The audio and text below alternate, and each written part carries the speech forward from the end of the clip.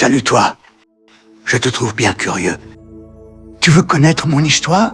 Tu veux savoir comment j'ai été initié à la sorcellerie? Ne t'inquiète pas, je vais te la raconter. Et pas une histoire à la va-vite, non, je ne me permettrai pas ce manque de respect.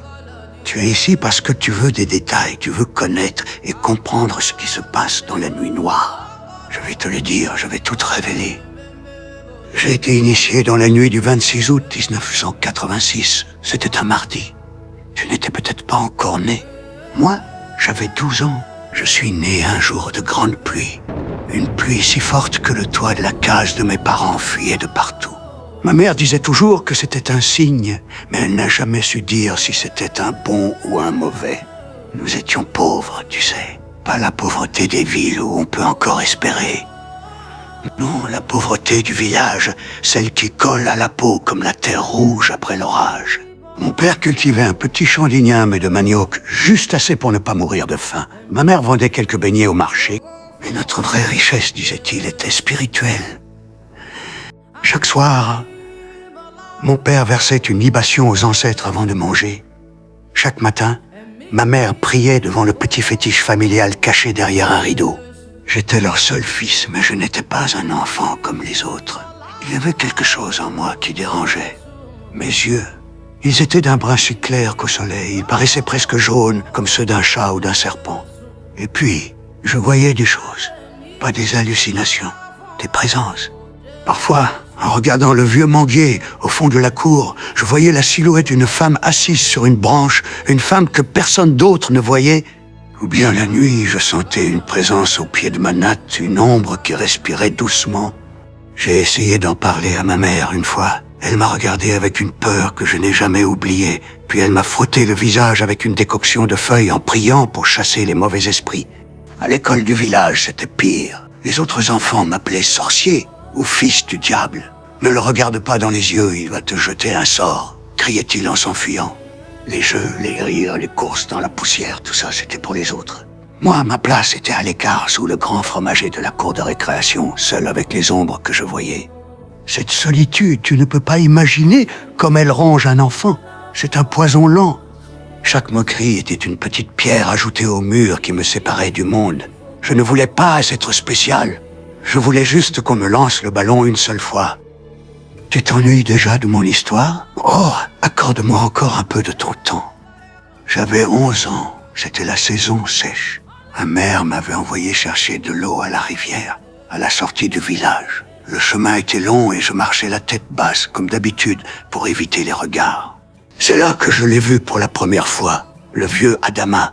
Adama n'était pas n'importe qui. C'était un ancien, un homme que tout le monde respectait et craignait à la fois. Il vivait seul dans une grande concession, un peu à l'écart, et on disait de lui qu'il connaissait les secrets de la nuit. On disait qu'il pouvait parler au génie et guérir les maladies que même l'hôpital ne comprenait pas. Il était assis sur une racine de baobab qui sortait de terre comme un serpent géant.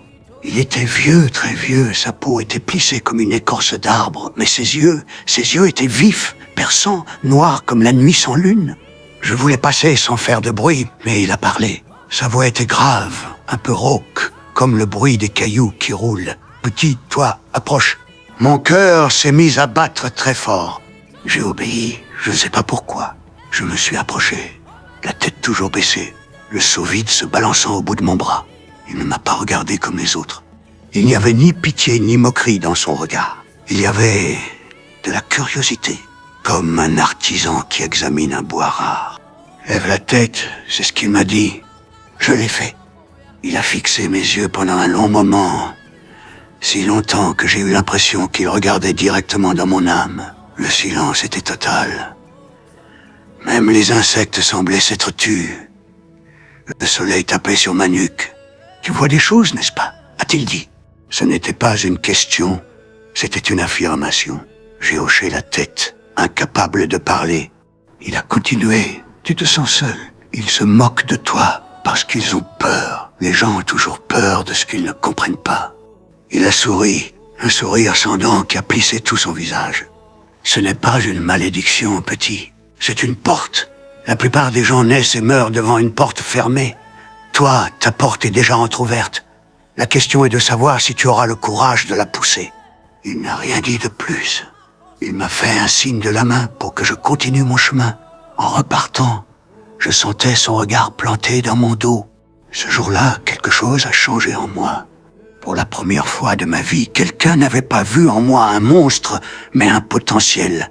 Le vieux Adama avait planté une graine sombre, oui, mais dans la terre aride de ma solitude, c'était la seule chose qui semblait pouvoir pousser. Le besoin de reconnaissance était plus fort que la peur. Et cette graine, j'allais l'arroser avec ma douleur et ma colère. Les années qui ont suivi ma rencontre avec le vieux Adama ont été étranges. Je le croisais de temps en temps au marché ou sur un chemin.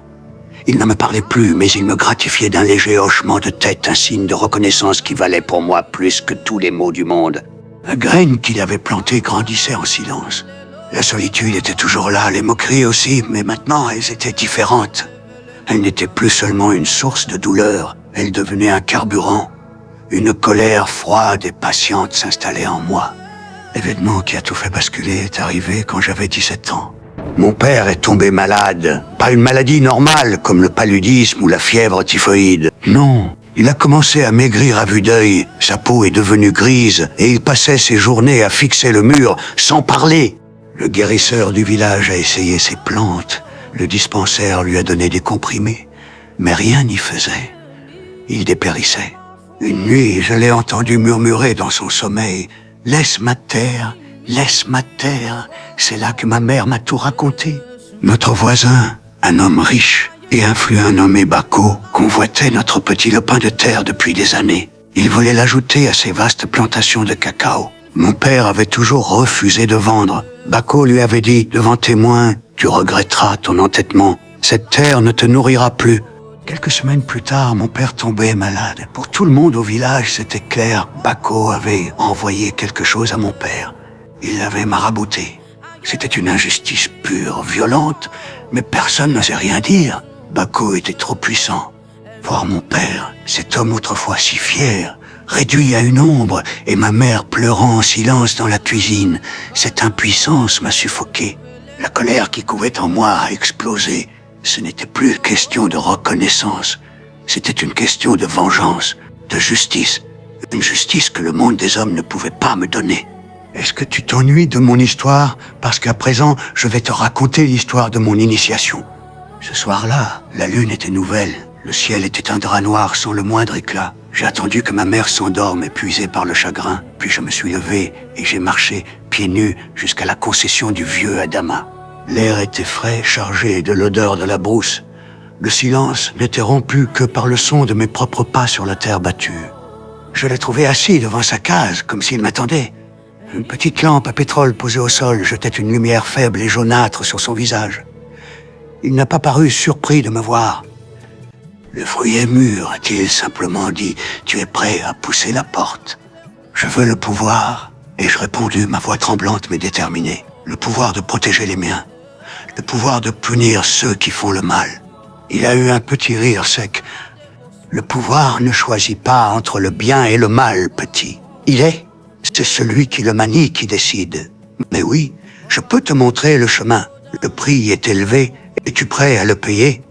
Je suis prêt à tout, ai-je dit, et je le pensais. Il s'est levé et m'a fait signe de le suivre. Nous nous sommes enfoncés dans la forêt, derrière sa case. La nuit ici était différente, plus dense, plus vivante. Chaque craquement de branches, chaque bruissement de feuilles semblait amplifié. J'avais peur, une peur viscérale qui me nouait le ventre, mais la rage qui brûlait en moi était plus forte. Nous avons marché longtemps jusqu'à atteindre une petite clairière au bord de la rivière Tanoé, une rivière sacrée, dont on disait que les génies de l'eau y résidaient. Le rituel a commencé. Tu dois comprendre, ce n'était pas un spectacle. C'était sobre, intense, et chaque geste avait un poids. Adama a sorti d'un sac en toile plusieurs objets. Une calebasse contenant un liquide blanchâtre, probablement du kaoline mélangé à de l'eau de pluie. Une plume de perroquet rouge, Septuchoris. Une petite statuette en bois noir représentant une silhouette accroupie. Et une racine que je n'avais jamais vue, qui ressemblait à une main noueuse. Il avait rassemblé ces éléments au fil des ans, m'a-t-il expliqué plus tard. La plume venait d'un oiseau messager, les corilles avaient servi à une divination importante. La racine poussait seulement au pied d'un arbre frappé par la foudre. Il était minuit passé, l'heure où le voile entre les mondes est le plus fin. Le climat était lourd, humide, pas un souffle de vent. Le seul son était le clapotis de la rivière et le bourdonnement des moustiques. L'ambiance était électrique, chargée d'une attente palpable. J'avais l'impression que des milliers d'yeux invisibles nous observaient depuis les ténèbres de la forêt. Adama m'a demandé de me déshabiller complètement. « Tu es venu au monde nu, tu dois renaître nu », a-t-il dit.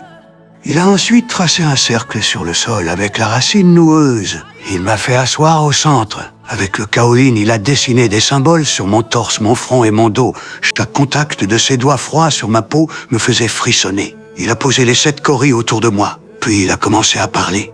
Pas dans notre langue. C'était une litanie ancienne, des mots gutturaux qui semblaient faire vibrer l'air autour de nous. Il ne criait pas, il psalmodiait, et sa voix semblait se mêler au bruit de la rivière. Le moment crucial est arrivé. Il a pris la petite statuette noire et me l'a tendue. « Ceci est le gardien du pacte », a-t-il murmuré. « Il te donnera ce que tu demandes. En retour, il exigera obéissance. Quand il appellera, tu devras répondre. Quand il demandera, tu devras donner. Refuse, et ce qu'il t'a donné, il le reprendra au centuple. Accepte, et le monde des hommes s'inclinera devant toi. » J'ai regardé la statuette. Elle était froide, lourde. Dans l'obscurité, j'ai cru voir ses yeux minuscules briller d'une lueur rouge. J'ai pensé à mon père mourant sur sa natte. J'ai pensé à Bako dormant paisiblement dans sa grande maison. J'ai pensé à toutes les humiliations, à toutes les années de solitude. La peur, l'orgueil et la soif de vengeance se sont mélangés en moi. J'ai serré la statuette dans ma main. J'accepte, et je soufflai. À cet instant précis, un vent violent s'est levé, faisant gémir les arbres. La surface de la rivière s'est agitée. J'ai senti un froid glacial m'envahir, comme si quelque chose venait d'entrer en moi. Adama a trempé la plume de perroquet dans un liquide sombre qu'il portait dans une fiole et a tracé une marque sur ma paume. Le pacte était scellé. Je n'étais plus l'enfant rejeté. J'étais devenu autre chose. Quelque chose de nouveau et de terriblement dangereux. Bon, je me sens un peu fatigué. Mon vieux corps de 98 ans a besoin de repos.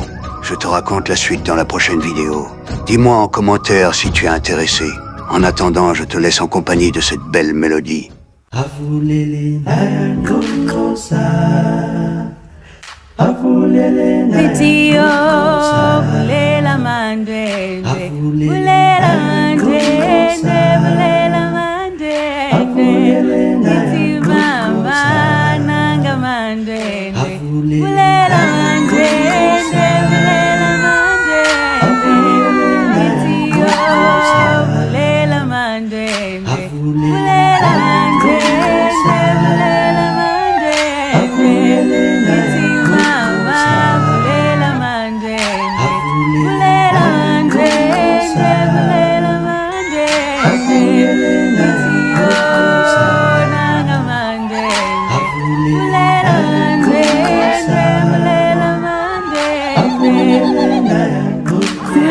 ha ha.